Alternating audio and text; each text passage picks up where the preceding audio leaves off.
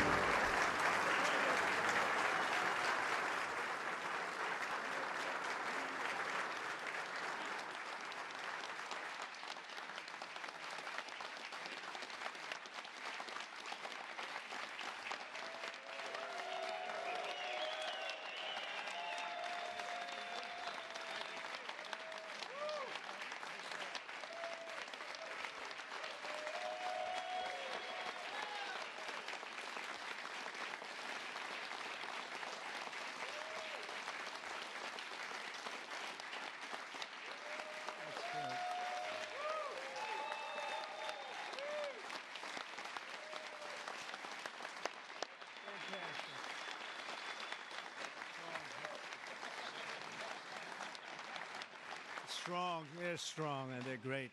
These are great people, and thank you very much. This is a very important day to me because we're bringing back an industry that was abandoned, despite the fact that it was just about the best, certainly the best in terms of power, real power. And I'm very honored to be doing this. Other countries went to beautiful, clean coal, and they've stayed there for many years, like China. China's opening 2 plants every week. Germany went green, very green. They went so green they almost went out of business. Germany was finished. They went to wind. The wind wasn't blowing too much. And they went to all sorts of other things. You know, the Green New Scam hit Germany too. And guess what? Now they're back to coal. They're opening up coal plants all over Germany. We're the ones that aren't doing it. I call it beautiful, clean coal. I told my people, never use the word coal unless you put beautiful, clean before it. Right, Doc? So we call it beautiful, clean coal. Beautiful, clean coal. So today, thank you. Today we're taking historic action to help American workers, miners, families, and consumers. We're ending Joe Biden's war on beautiful, clean coal once and for all. And it wasn't just Biden, it was Obama, and there were others. But we're doing the exact opposite. And all those plants that have been closed are going to be opened. If they're modern enough, or they'll be ripped down and brand new ones will be built. And we're going to put the miners back to work. And I said I was going to do this. And I've said it loud and clear. And it's time to do it, and we need it. And I look at these people behind me. I don't want to have any arm wrestling contests with any of them, but they've had a little more practice with the lifting things, I will say. But they are great people, and I know them indirectly for a long. That includes you guys for a long time, and they're great people, and with great families, and come from areas of the country that we love and we really respect. And I want to thank Secretary Doug Burgum for doing such an incredible job. From the day I met him, I knew I wanted to have him in my cabinet. He took a shot at running, and he was so good and so solid that he made no news, and that was good. But I saw him, and I saw his beautiful wife, Catherine, and I said that they're going to be a team. They are a great team, and they're going to be working for this country someday. And one of the first people I called after I won. So thank you very much. And along with the Energy Secretary, Chris Wright, and I was going to make Doug actually the Energy Secretary. And he said, sir, you have one person who's much better than me at this, Chris Wright. I said, who the hell is Chris Wright? I have no idea who he is. And then I learned that he's the most respected person in the energy business by far, far and away. For Doug to say that Doug's got a big ego, it was very tough for him to say that. Catherine was there, right? Catherine, you said, wow, I've never heard that before. But Chris, you guys are fantastic. Stand up, all three of you, please stand up.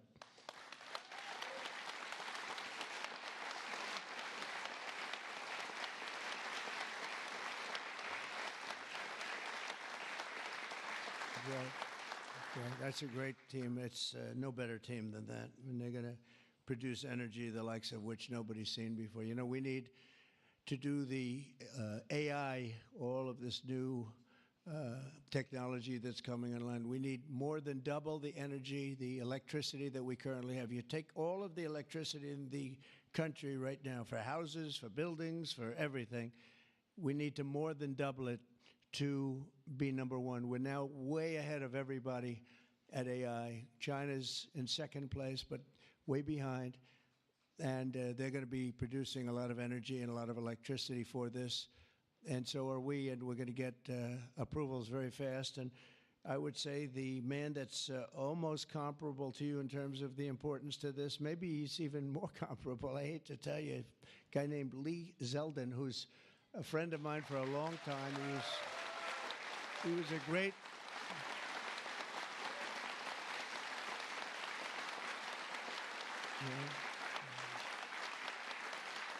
Lee was a great lawyer, and he ran for office, and he won immediately. I gave him a very important endorsement. He won for Congress in an area that was unwinnable. He couldn't have, they were all saying, why is he wasting his time? That's Democrat territory. And I liked Lee and knew Lee, and he ended up winning a seat in a massive upset. Nobody knew what happened, actually, and then he was there for a long time. How many years were you there? 8 years. Was very popular, and then he almost ran. He almost won the governorship of New York, which is lost by a few points, which was an amazing run. And I said, we got to get you in with us in some form, and we did. And he's head of the environmental agency, EPA, and doing a great job. And I said, if we have a nuclear power plant, Lee, can you get it approved in less than a month? He said, what? He said, I'll do it faster. And by the way, he'll do a fast job, but he's going to do also a great job. It's going to be an important job. We don't even smile about it, but, you know, I've been involved in the approval process for a long time, having been in real estate. And you go years and years and years for absolutely nothing. And even in those days, I used to say, you know, this whole thing could have been approved in a week or 2 weeks or 3 weeks, and it would have been just as good. But they'd take you down the path, and you'd spend years waiting, and then sometimes you get rejected. I wasn't rejected too much. I was the king of zoning. I did well, but it was such nonsense. It was so terrible. The process was so terrible.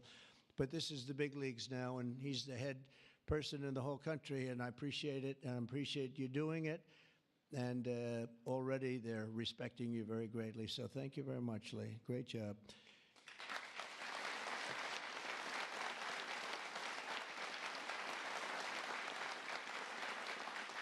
So we have a lot of senators and congressmen and women, and I'm going to just introduce the ones that I see here because, you know, it's always a problem when I do this because I leave one or two out, and that's the end. I never get their vote again. I never get their vote. It takes years to recover, but we'll give it a shot because Senator John Barrasso, who's my friend and a great gentleman. Thank you very much, John, for being here.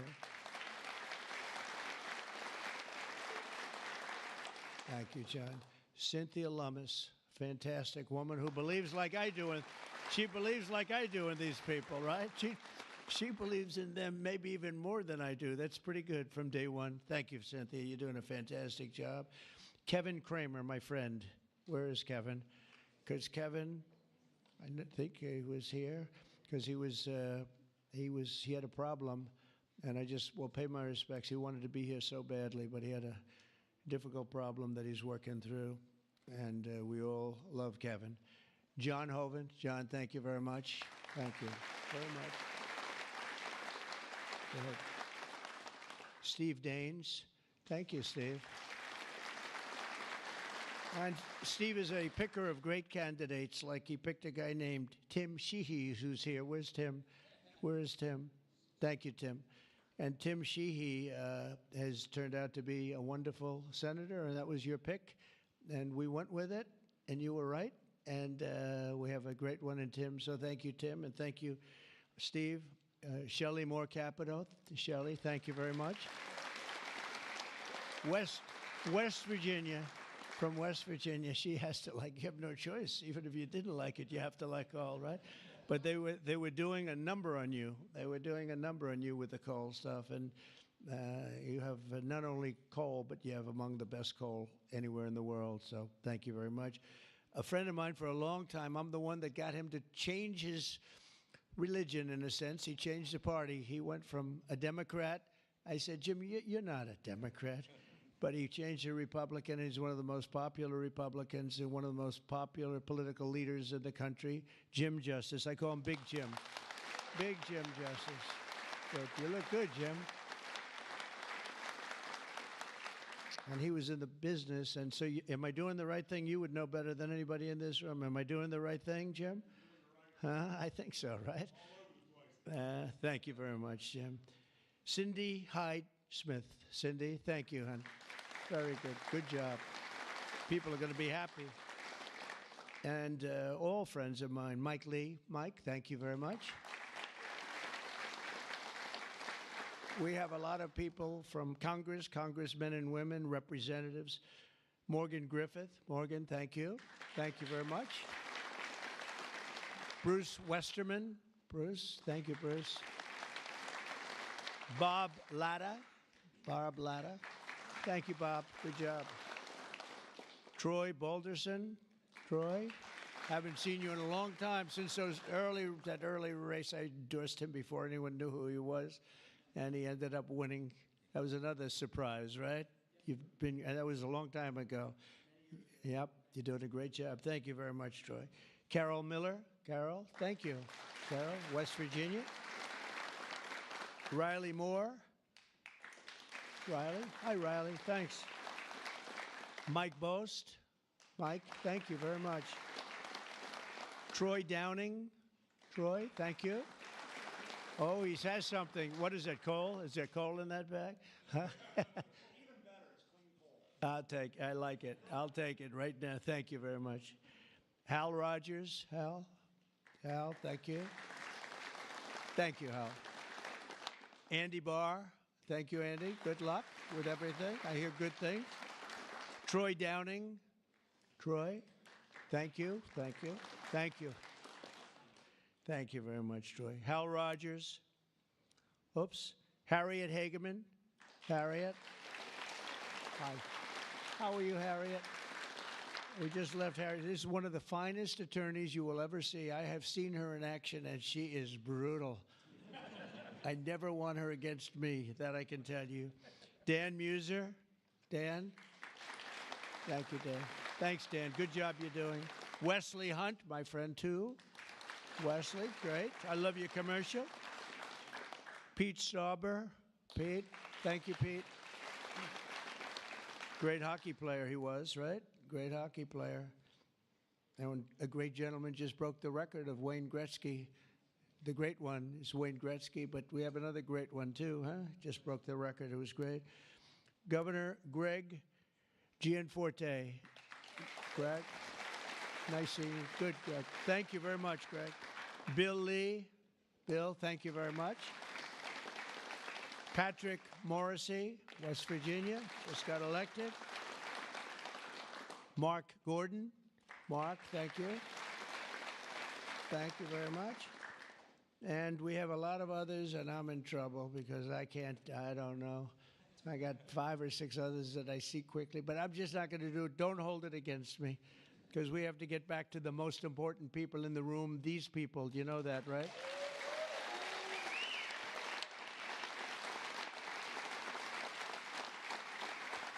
So the energy workers and the coal miners in the area that I'm standing on, and that's a lot of weight on this platform, so I don't know what's going to happen. I hope it's structurally designed for you guys. I don't know.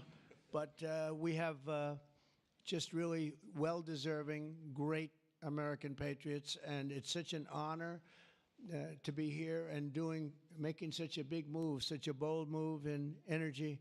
Because, you know, for years, people would just bemoan this industry and decimate the industry for absolutely no reason, because with modern technology and all of the other things that we do, it's one of the great forms of energy. That's why other countries, leading countries, are using it, some exclusively.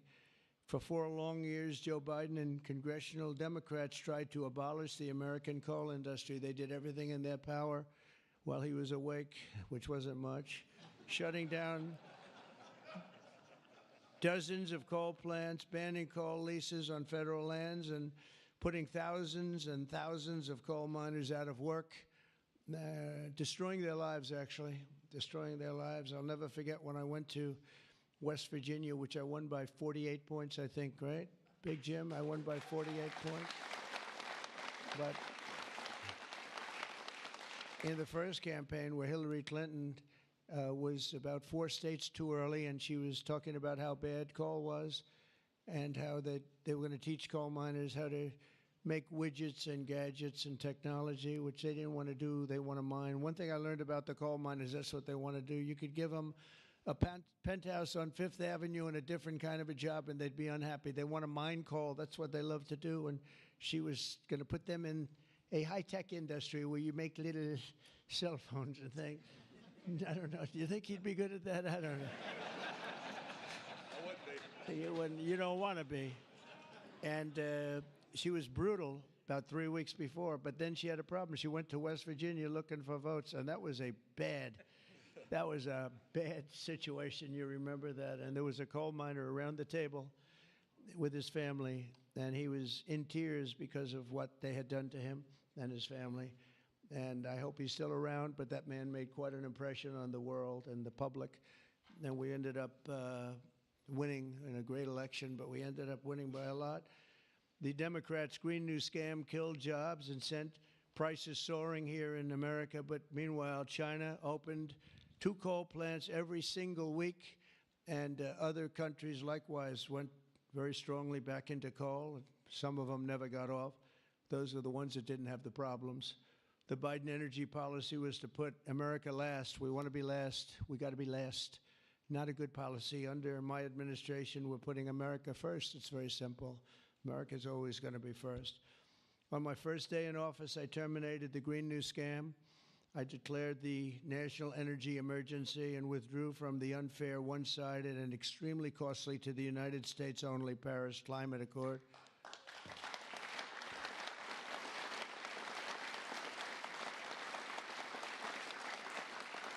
You know, under the Paris Climate Accord, we had a terrible situation. We would have paid over $1 trillion.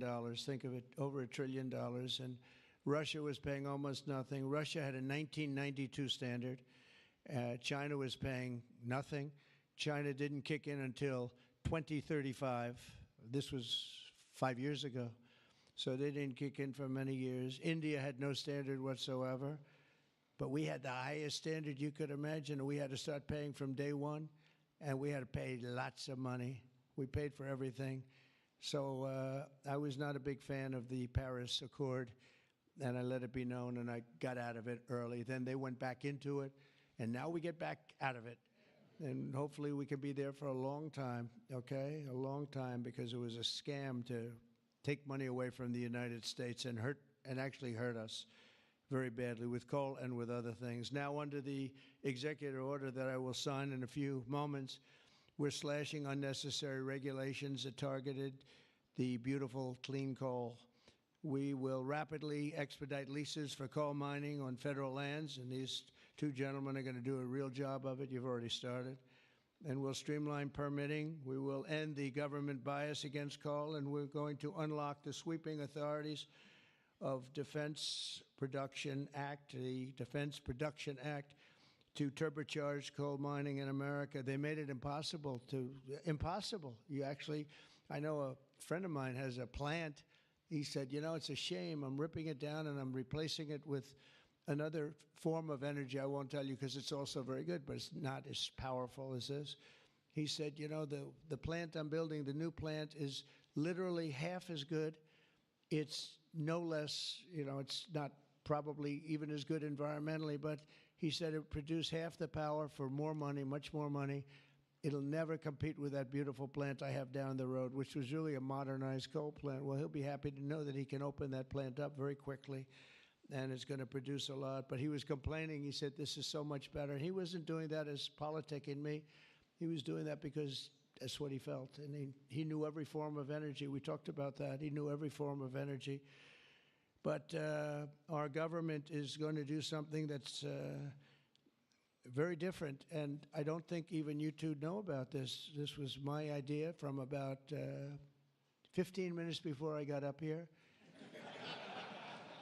We're going to guarantee that we have a strong business for many years to come, that your coal companies and your miners don't get all excited about their jobs, and then should a radical left liberal become president, they end the business right away, and somebody's built a plant and spent hundreds of millions of dollars in building a plant, and the plant is going to be closed because a Democrat got in or a liberal got in. They're opposed to coal, and Republicans are very much for it. Clean coal. And we're going to give a guarantee that the business will not be terminated by the ups and downs of the world of politics. So should somebody come in to this very important office and say, oh, well, you spent hundreds of millions of dollars and you guys have given up your life because you want to be in coal, and then all of a sudden you don't have a life anymore because it's what you know the best, that's not going to happen. We're going to give a guarantee that it's not going to happen, so that if somebody comes in, they cannot change it at a whim. They cannot just going to go, they're going to have to go through hell to close you up. All right, so that's pretty good. We're going to give that in the form of a guarantee that we're writing on right now structurally and from a legal standpoint. So your investments are going to also be protected.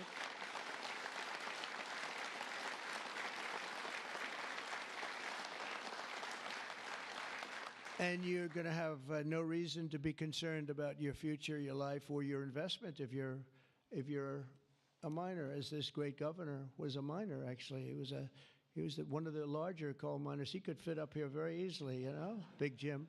But he was a great success. But they were very, very tough on him, and he did a beautiful job with a beautiful product. Already under our leadership, the Department of Interior has approved the expansion of the Spring Creek mine in Montana, supporting 280 coal mining jobs and unlocking over 40 million tons of coal.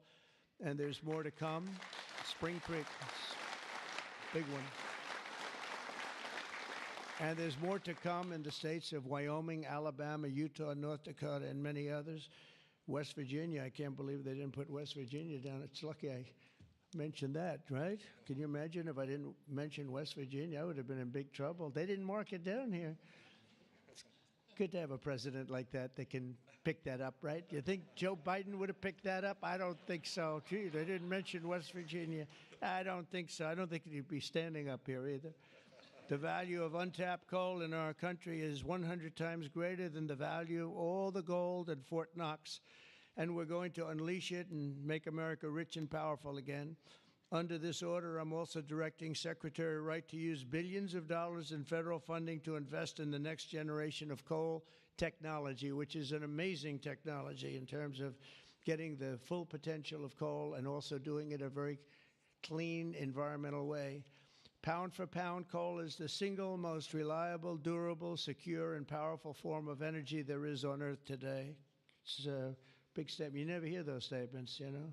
You've never heard that before from a politician, have you? Well, maybe from that politician, but not from not too many. But that's the way it is. I say it again. Pound for pound, coal is the single most reliable, durable, secure, and powerful form of energy. It's cheap, incredibly efficient, high density, and it's almost indestructible. You could drop a bomb on it, and it's going to be there for you to use the next day, which you can't say with any other form of energy. You're virtually indestructible. Most importantly, we have more of it here in America than anywhere else on Earth. We have more coal than any other country. You go to Australia, they have fantastic amounts of coal. You know who they sell it to? China. They sell it to China. They're nearby. They sell a lot of it to China.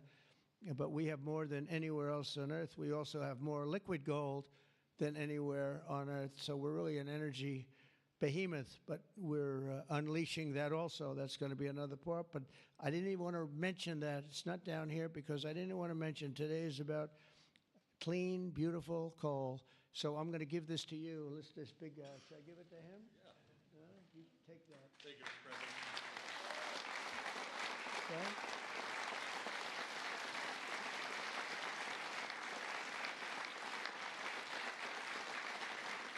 For example, we believe it's possible to extract enormous amounts of critical minerals and rare earths, which you know we need for technology and high technology in the process of coal mining, making in America the mineral superpower of the world, actually. In addition, I'm instructing the Department of Justice to identify and fight every single unconstitutional state or local regulation that's putting our coal miners out of business. And we are withdrawing all of those objections from our government today. It's all being withdrawn. So all of you people that have been fighting for your lives, we are withdrawing all of that today. We have excellent lawyers, excellent. Have you noticed that lots of law firms have been signing up with Trump? $100 million, another $100 million for damages that they've done. But they give you $100 million and then they announce that, but we have done nothing wrong. And I agree, they've done nothing wrong. But what the hell? They give me a lot of money considering they've done nothing wrong. And we'll use some of those people, some of those great firms. They are great firms, too. They just had a bad moment. But we're going to use some of those firms to work with you on your leasing and your other things. And they'll do a great job. I think they're going to do a fantastic job. And for those of you that want to know the tariffs, you've been hearing about tariffs, we're taking in almost $2 billion a day in tariffs.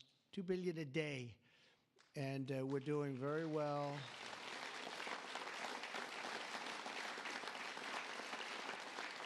And we're doing very well in making, I call them tailored deals, not off the rack. These are tailored, highly tailored deals. Right now, Japan is flying here to make a deal. South Korea is flying here to make a deal, and others are flying here. I mean, my only problem is I'm not sure I have enough. We're going to have to use those great law firms, I think, to help us with that. But we're going to probably do that, actually. We're going to use them, and we're getting them for the right price because we need a lot of talent. We have a lot of countries coming in that want to make deals. If I told them about making those deals 2 years ago or 3 years ago or 5 years ago, they'd be laughing at us. Now they're all signing up. Mike, you know that.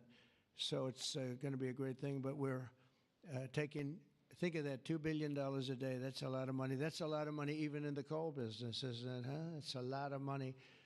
And America's going to be very rich again very soon. You're going to see that happening. You see it all along. And it's so that whole situation that, you know, it was somewhat explosive. But if we didn't do that, we wouldn't be talking the way we're talking right now. It's been amazing what's happened.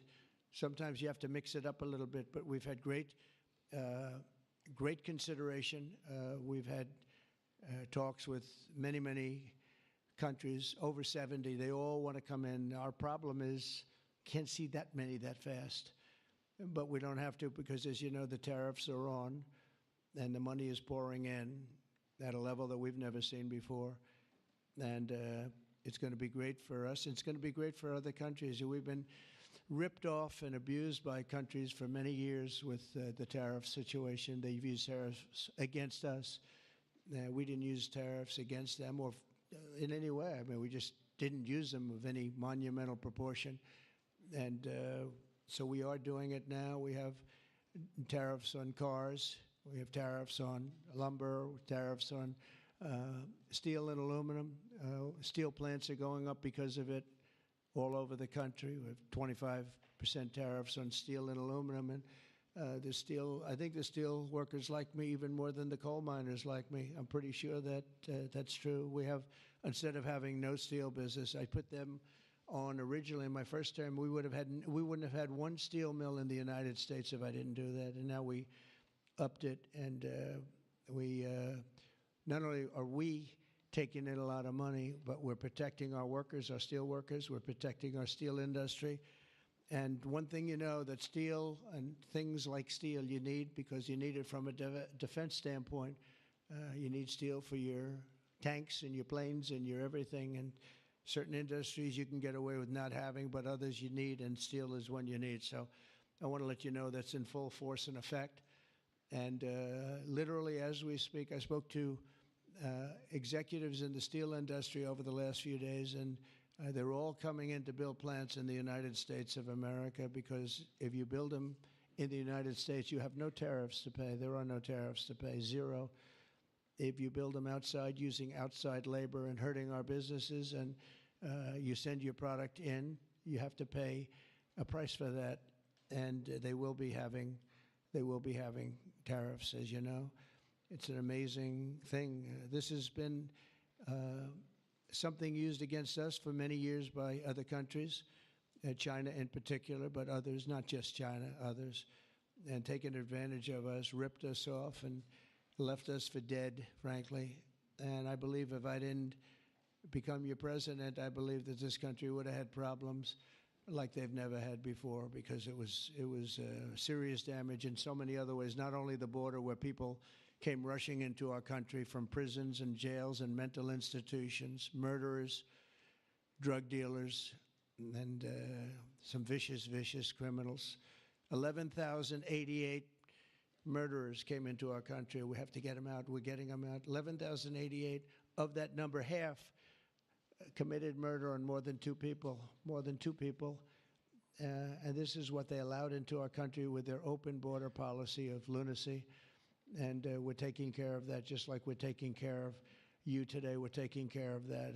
I want to thank Kristi Noem and Tom Homan for doing an unbelievable job. The whole thing is, the job they're doing is incredible. It's really an unforced error. It should have never happened, that we have to be spending such time and resources, Mr. Senator, right, on getting people out of our country that shouldn't be here. I mean, literally from mental institutions, insane asylums were opened up and emptied into our country. Prisons from all over the world, not just South America, prisons from, think of this, from Africa, the Congo, a lot of people from the Congo, prisons in the Congo, prisons from Asia, from all over, were opened up. And I knew that when I heard it was an open border policy. I said, if you do that, every country is going to be dumping people that they don't want into our country. And that's what's happened, but we're cleaning it out.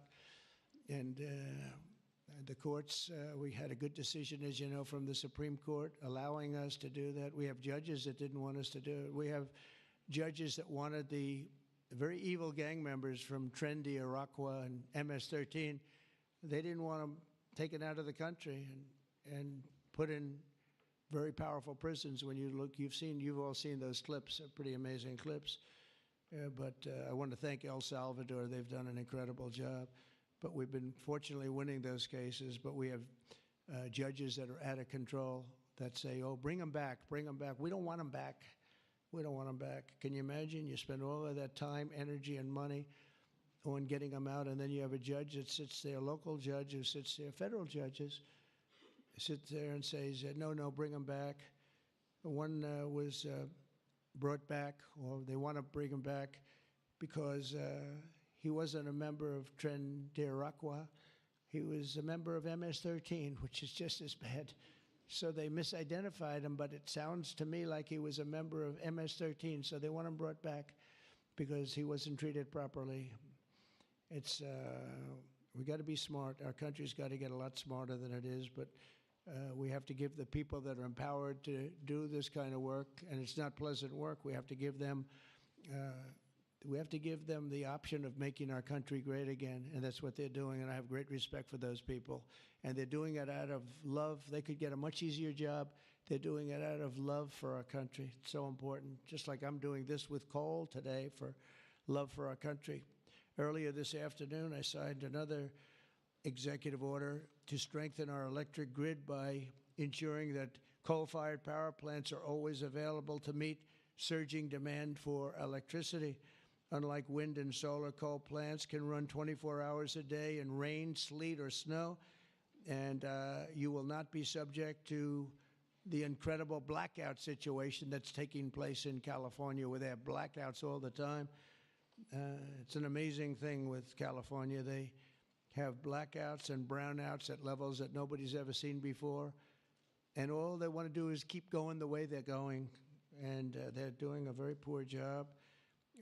As you probably heard, I released billions of gallons of water going in from upstate California, from the most northern parts of California. Probably comes in from Canada to a certain extent. Thank you very much, Canada. We appreciate it. And I released it. It was being sent out to the Pacific Ocean. I've been working on Gavin and some of the politicians for years, and they didn't want to do that because they were protecting a smelt, a fish that was perhaps in trouble, but it's not unique to that area. And because of that, you had numbers, you had fires. Nobody's ever seen anything like what happened.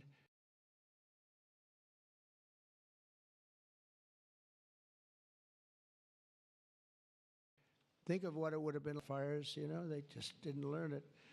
But we now have millions of gallons, billions actually, they say, of gallons of water pouring into California from the Pacific Northwest, I guess they would say, mostly Pacific Northwest, but other parts of the northern sections of California and beyond. And it's a beautiful thing to see. I saw a picture of it this morning. The water's just flowing down there. I said, why didn't they do this? I told them to do it. My first term, I said, do it. And I don't know. I think the second term is just more powerful. They do it. When I say do it, they do it, right? And we actually had to do some pretty strong things to get them to open it up. They had, think of this, they had all that water pouring out right into the Pacific. They had a big valve, like a giant valve as big as this room. And they turned the valve. Takes 1 day to turn it. And they face it toward the Pacific Ocean, and the water, all that was coming down, all millions and millions of gallons coming down, they put it into the Pacific Ocean, which for the Pacific Ocean is like a drop of water. But for California, it would have been unbelievable. So we did it. I'm very proud of the fact that we did it. We did that against a lot of heat and a lot of environmental nonsense. From now on, we'll ensure that our nation's critically needed coal plants, as an example, remain online and fully operational. They're always going to be operational. And again, we're going to have guarantees that government cannot close them down, close you down, and destroy your lives. To that end, I'm also instructing Secretary Wright to save the Choy coal plant in Arizona, big plant, which has been slated for destruction. We're going to keep those coal miners on the job. Going to tell them to just remain calm, because we're going to have that plant opening and burning the clean coal, beautiful clean coal, in a very short period of time. You know all about that, right?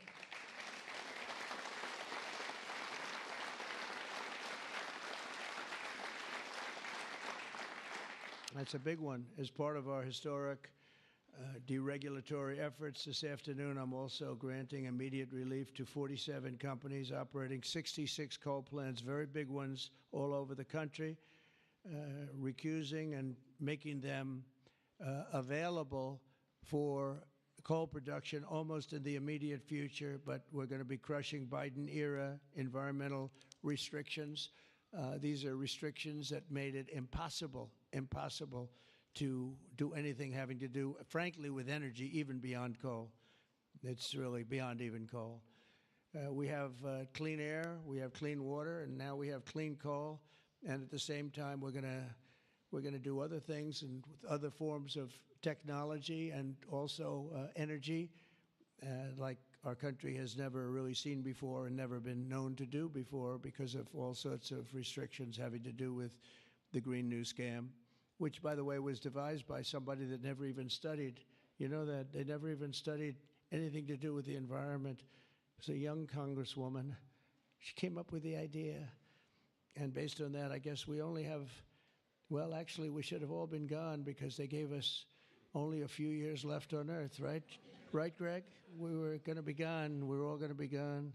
The environment, no. What they have to worry about is the nuclear heat. They don't have to worry about environmental heat. They have to worry about nuclear heat. And if we're smart, we're working on that right now with others having to do with Iran and some other countries. But that's the heat you're going to have to worry about. You don't have to worry about the air is getting warmer. The ocean will rise 1/4 of an inch within the next 500 to 600 years, giving you a little bit more waterfront property. They say this is going to These guys can handle that. The nuclear, we have a bigger problem with, right? So we're going to make sure that that's safe. We're going to make sure that that's safe. With us today are some of the amazing workers who will benefit from these policies, the policies that we're doing and so proud of doing, including Jeff Crow, a miner from West Virginia. Jeff, would you come up and say a few words? Jeff? Come on up here, Jeff.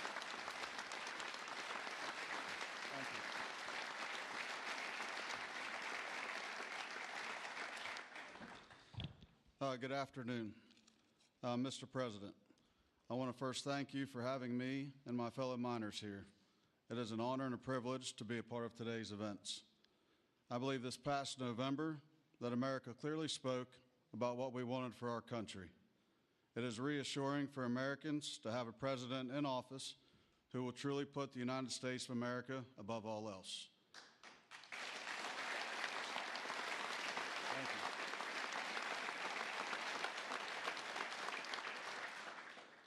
With putting America first, you have spoken numerous times about energy independence.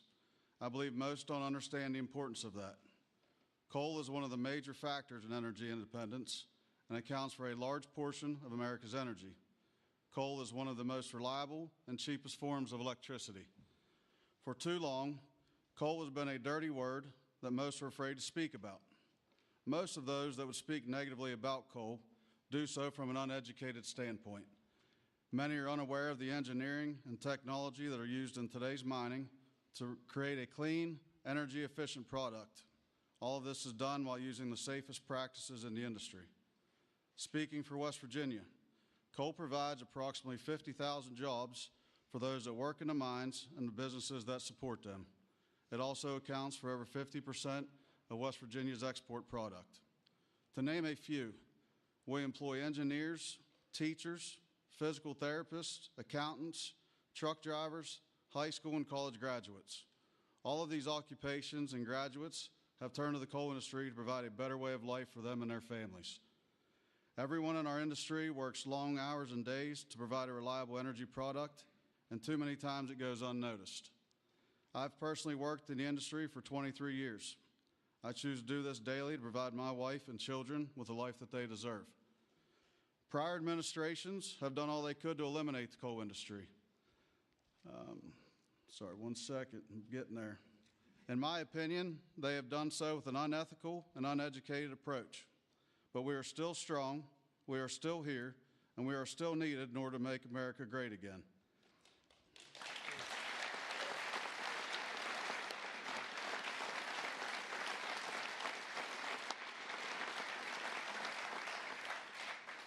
Having a president and an administration that understands the need and importance of coal is more than appreciated. It gives the industry a form of reassurance to know that we have a president in place that supports us.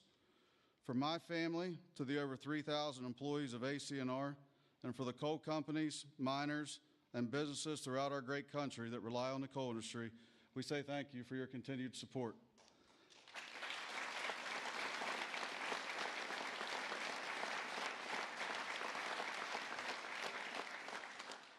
I personally thank you for what you do for our country and for our industry. It has been my pleasure to be here today to help you usher in the golden age of America. That's great. Thank you. Thank you. Appreciate that. Thank you.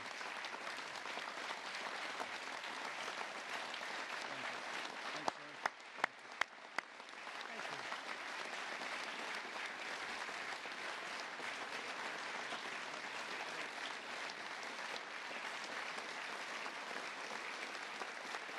You did a good job.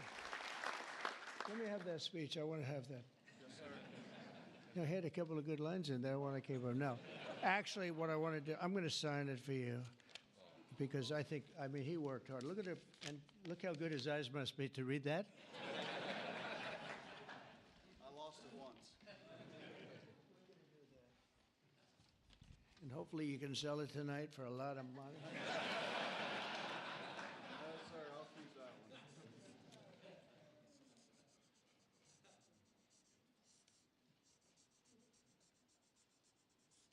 That's great. Thank you very much.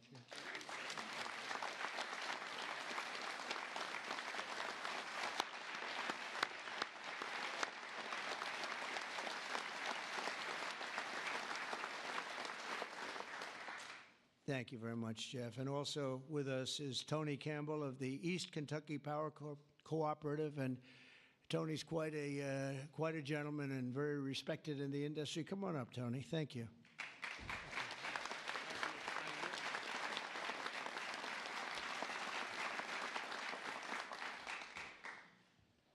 Mr. President, on behalf of East Kentucky Power Cooperative, the National Rural Electric Cooperative Association, and electric cooperatives across this America, thank you for your leadership to restore American energy dominance. Electric co-ops keep the lights on for 42 million Americans across 56% of the land mass. We are owned by the communities and businesses we serve and provide electricity to growing communities, new data centers, and manufacturing plants. Mr. President, electric co-ops are powering America, and we are proud to partner with you and your administration to power America into the future.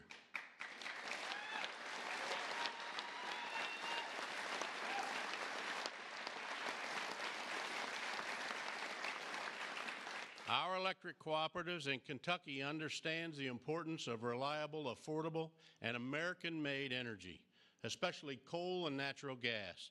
Coal fuels most of the electricity generated by our cooperative. America must keep coal plants open and running to ensure reliable electricity when we need it most. To meet growing demand over the next decade and ensure fuel security, America will need more always available electric generation power, such as coal.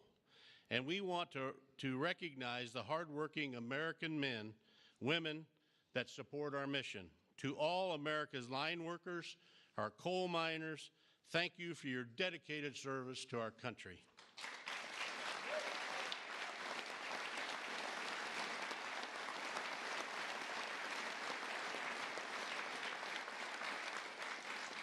Affordable and reliable electricity is the cornerstone of our economy, especially American manufacturing. However, too many government leaders have pushed policies that have made our electric grid significantly less reliable and our energy too expensive. That begins to change now.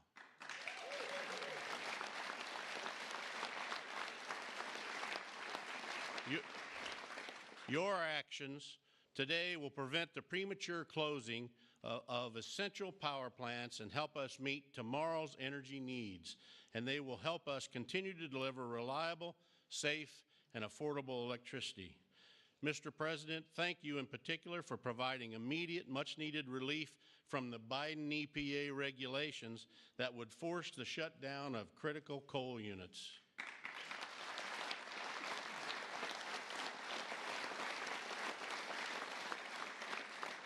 Finally, I want to say congratulations on the all-star energy team you've assembled.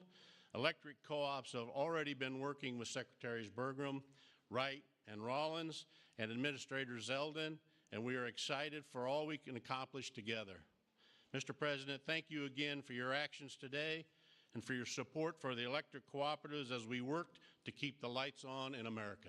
Thank you, Mr. President.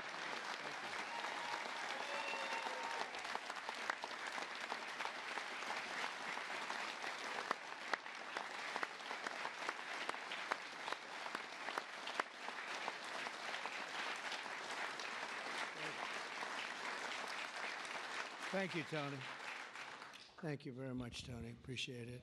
Every day under the Trump administration, we will continue to lower costs for American families, create jobs for American workers, and very importantly, unlock unlimited amounts of affordable American energy, including, as I said, and I'll say for the last time, beautiful, clean coal.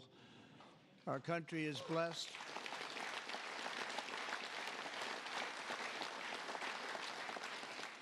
Our country is blessed with the most abundant natural resources on earth, as nobody has what we have. And we're going to use it, too. We're going to use it in a very responsible way.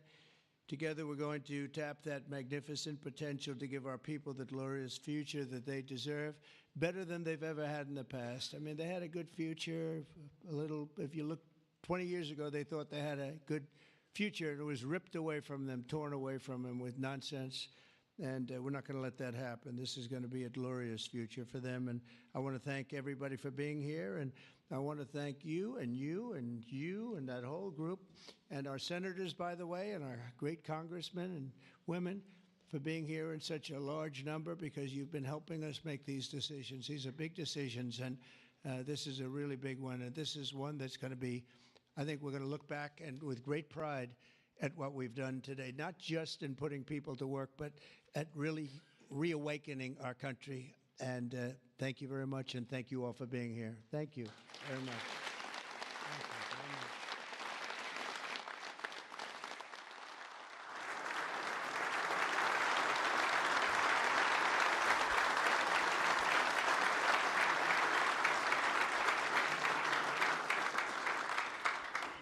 Come on up. Mr. President, Yes, who's first one?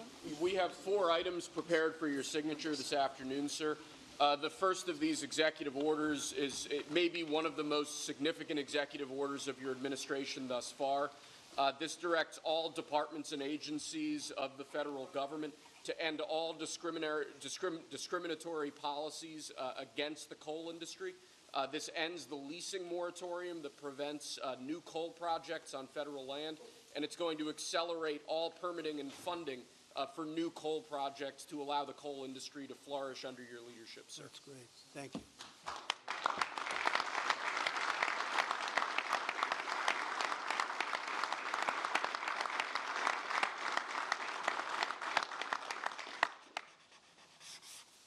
Okay.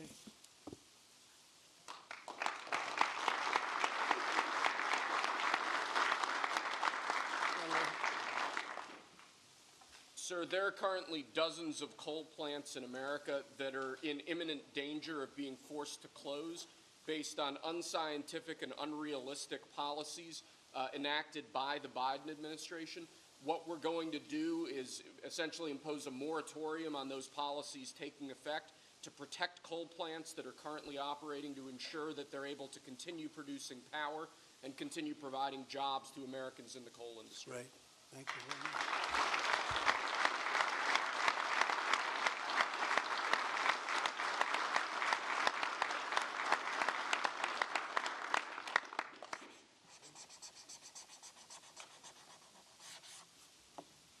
Okay.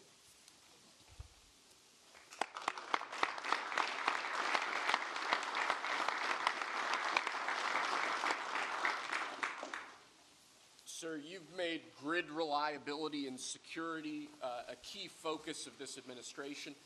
This executive order is going to promote grid security and reliability by ensuring in part that our grid policies are focused on secure and effective energy production and energy transmission, as opposed to woke policies that discriminate against secure sources of power like coal and other fossil fuels.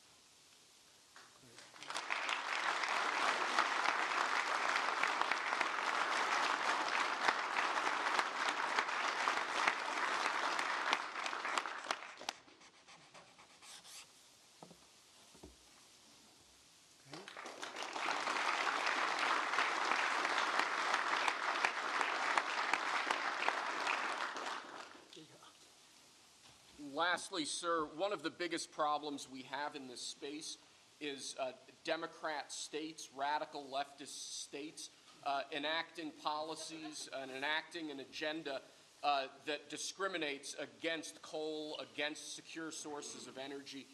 Many of these policies are unconstitutional and illegal, and with this executive order, you're going to be instructing your Department of Justice to vigorously pursue and investigate these state policies that we believe are illegal or unconstitutional. Good. Thank you.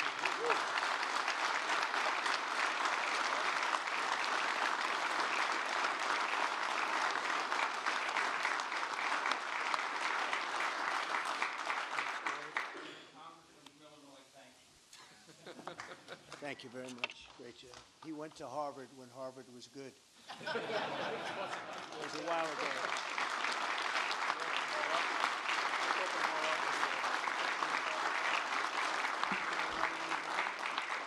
Let's hand these out to the guy.